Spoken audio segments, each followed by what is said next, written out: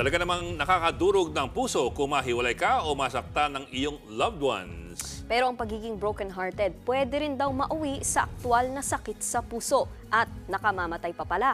Kung paano makaiwas dyan, alamin sa report ni JC Cosico. 6 na taon ng single si April, 27 years old. Nag-iingat na raw kasi siyang magpapasok ng tao sa buhay niya ngayon. Ibang level daw ang heartbreak na pinalasap ng kanyang first boyfriend noong 2019. Nananaginip ako na ganyan, okay kami. Then bago mataas yung panaginip ko, hindi kami okay. So, parang I'm gasping for air. Yan, ganyan. Tapos, magbe-breakdown ka na lang. Alam mo yung kakagising mo lang pero pagod ka kaagad. Ganun yung feeling. So, masakit siya sa dibdib. Literal.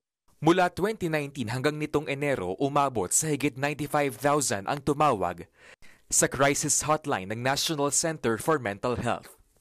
At pangalawang pinakamaraming problemang inilalapit sa kanila, love at relationship issues.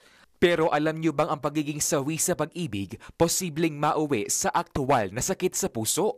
Yan yung takot subo o stress-induced cardiomyopathy, also known as broken heart syndrome. When the body experiences severe trauma or emotional or psychological stress, nagre-release ng mga stress hormones yung utak, and it causes a cascade of reactions, and the end result is extreme stress to the heart. Kakaroon ng pagpalya ng puso, lumalaki siya, and pumapangit yung function niya.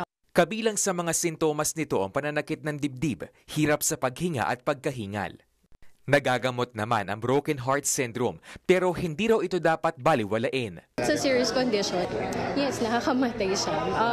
Depending talaga din on the reaction of the heart. Kung ganong kasama yung degree ng pagpalya, it can cause severe symptoms, even death. Sabi pa ni Doc, hindi lang sa bigong love life pwedeng mag-ugat ang sakit na ito.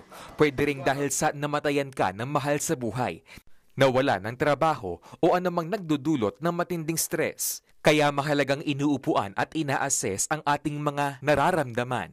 Hindi rin daw dapat minamadali ang pag-move on. So that we have a better grasp of the experience and we can choose how we want to accept the situation. Kasi kapag yung isang tao completely dinideny niya na yung negative experience, then hindi din ito effective way of moving on. Payo pa ng mga eksperto, mahalaga ang pagkakaroon ng support system para ang iyong puso agad makabangon. Nagbabalita mula sa Frontline, JC Cosico, News 5. Mga kapatid, Ed Lingaw po, maging maalam at may pakialam sa mga napapanahong balita sa ating bansa. Para sa mas malalimang pagtalakay at paghimay sa mga issue at headlines, tumutok lamang at pag-subscribe sa social media pages ng News 5.